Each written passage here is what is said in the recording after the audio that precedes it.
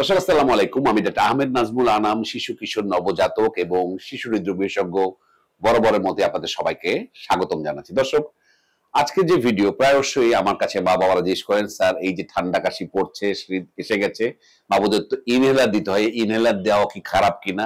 Sir আমি তো শুনেছি মানুষ বলছে এটা অভ্যাস হয়ে যায়, ইনহেলার একবার দিলে নাকি আর ছাড়ানো যায় না। তো তখন তাদের উত্তর আমি একবারেই বলি যে আপনি অবশ্যই ইনহেলার দেবেন। ইনহেলার একেবারেই নিরাপদ। আপনি যে প্রতিদিন দাঁত মাজেন, আপনি যে প্রতিদিন এক্সারসাইজ করেন, এগুলো কি খারাপ অভ্যাস? এখানে কি আপনার অ্যাডিকশন হয়, আপনার নেশা হয়? তাহলে ওগুলো যদি নর্মাল হয়, ইনহেলার দেওয়াটাও নর্মাল এবং নিরাপদ।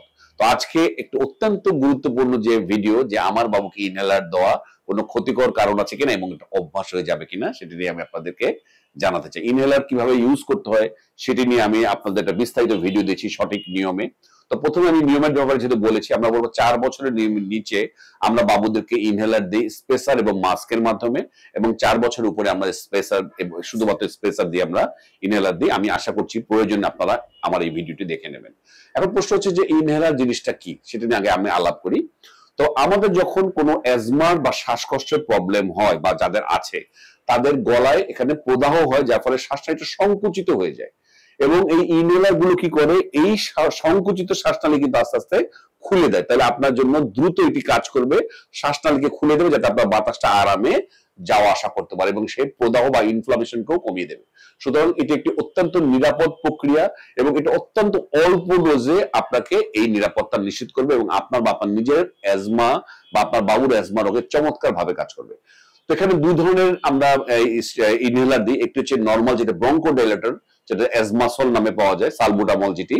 আর এটা হচ্ছে স্টেরয়েড, ইনহেলড কর্টিকোস্টেরয়েড, যেটা আমরা বিভিন্ন নামে পাওয়া যায়, টিকামেট নামে আছে, ডেকোমিট নামে আছে, বেক্সিটল নামে আছে। তো এগুলো আমরা দিই। তো অনেকে আমাদের কাছে প্রশ্ন করেন স্টেরয়েড নিয়ে, অনেকে ভয় পান যে স্টেরয়েড গুলো খারাপ কিনা স্যার, স্টেরয়েড যে দিচ্ছি আমার বাবুর ক্ষতি হবে কিনা। তো আমরা বলবো যে স্টেরয়েড ইনহেলার গুলো কিন্তু শরীরের অন্য অংশে কাজ করছে না, এটা আপনি যখনই নিচ্ছেন সরাসরি যে এটি শ্বাসনালীতে কাজ করছে এবং শ্বাসনালীকে যেটা বলেছি প্রসারিত করতে সাহায্য করছে, এবং এটা ডোজ অত্যন্ত কম। ইনফ্যাক্ট আপনি যে সিরাপ খাচ্ছেন এই এই শ্বাসনালীকে খোলার জন্য, তার চেয়ে 10 গুণ কম আপনার এই ইনহেলারের ডোজ। তাহলে আপনি বুঝুন এটি নিরাপদ, এটা দ্রুত কাজ করে, এটা আপনার জন্য সাশ্রয়ী, এবং সবচেয়ে ইম্পর্টেন্ট বিভিন্ন যে স্বাস্থ্য সংস্থা, ইন্টারন্যাশনাল স্বাস্থ্য সংস্থা এটাকে সবচেয়ে সাশ্রয়ী, সবচেয়ে নিরাপদ হিসাবে ঘোষণা করেছে। আমরা যদি চট করে একটু এই তিনটা জিনিস, একটা নেবুলাইজার, একটা সিরাপ এবং একটা ইনহেলারের সাথে পার্থক্য করি। আমি প্রথমে সিরাপে আসি। সিরাপের ডোজ অত্যন্ত হাই, আপনি যেই কাজে দিচ্ছেন কাশি কমানোর জন্য অনেক বেশি মাত্রায় দিতে হয়, কাজ করতে করতে সময় নেয়, এবং এর নিরাপত্তা কিন্তু মাঝারি নিরাপত্তা। আপনি যদি নেবুলাইজেশন দেন, এটির ডোজ সিরাপের চেয়ে কম, তবে এটি সিরাপের চেয়ে বেশি নিরাপদ, এবং এটিও কিন্তু কাজ করতে একটু সময় নেয়, সরাসরি কাজ করে না। কিন্তু যদি আপনি ইনহেলার দেন, এটির ডোজ ওই যে বলেছি সিরাপের চেয়ে 10 গুণ কম, এটি খুবই সেফ এবং এটা অত্যন্ত দ্রুত কাজ করে। তাহলে এতগুলো বেনিফিট আছে, তাহলে আপনি কেন ইনহেলার নেবেন না? যেটা সমস্যা হয়, যেটা আমাদের গুরুজনরা বলেন অভ্যাস হয়ে যায়, আর সেখানে আপনার বোঝার ভুল আছে।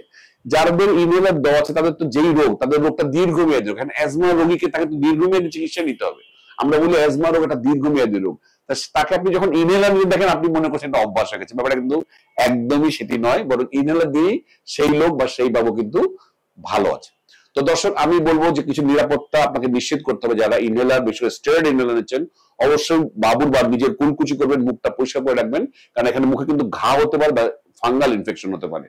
তো দর্শক, আমি বলবো যে ইনহেল স্টেরয়েড বা ইনহেলার নিয়ে ভয় নয়, সচেতনতা জরুরি, এবং আপনার বাবুকে বা আপনার নিজে ইনহেলার যদি আপনি দিন, সেটা আমি বলবো সেফ।